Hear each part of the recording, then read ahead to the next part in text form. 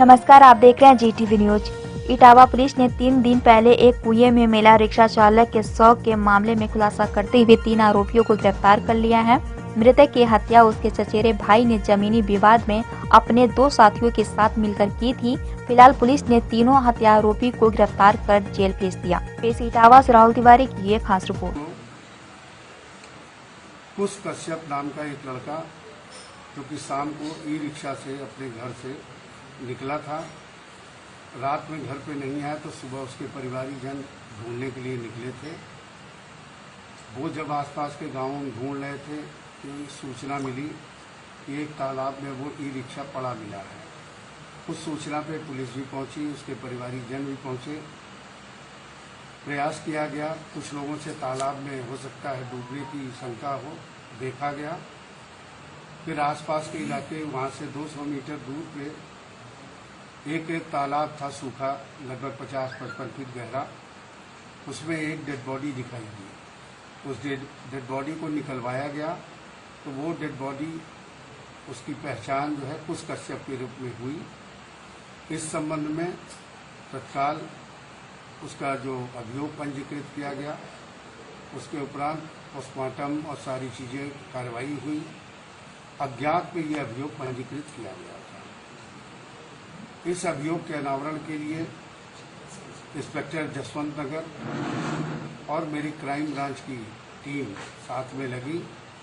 48 घंटे की मेहनत के उपरांत उनके द्वारा एक लड़के सनी कश्यप को पकड़ा गया जो कि मृतक का चचेरा भाई था।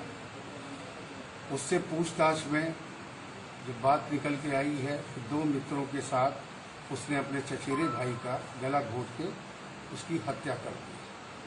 कारण पूछा गया तो उसने बताया कि उसके पिताजी और कुश के पिताजी के बीच मारपीट की घटना हुई थी।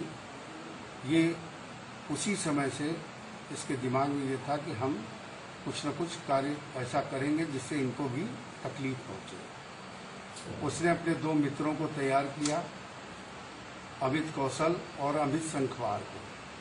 तीनों मिलकर इसको कस्बे से साथ में लेकर नीलोई गांव, जहां की मृतक का मौसियाना था, वहां पर गए।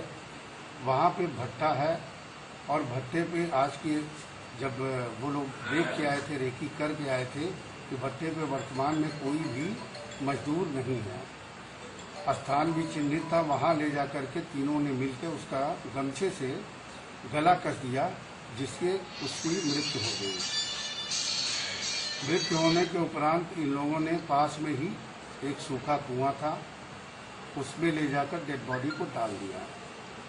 फिर लौट कर आके ई रिक्शा, एक नज़दीक का जो तालाब था, बैटरी ई रिक्शा की निकाल लिए और ई रिक्शा को तालाब में ही डाल दिया था ताकि ये डूब जाएगा, पता नहीं लगेगा। लेकिन वो थोड़ा सा बाहर निकला रह गया तो बाद में उसी जानकारी हुई। उसके उपरांत भी ये लोग एक साथ निकले हैं, अपने कस्बे में गए हैं।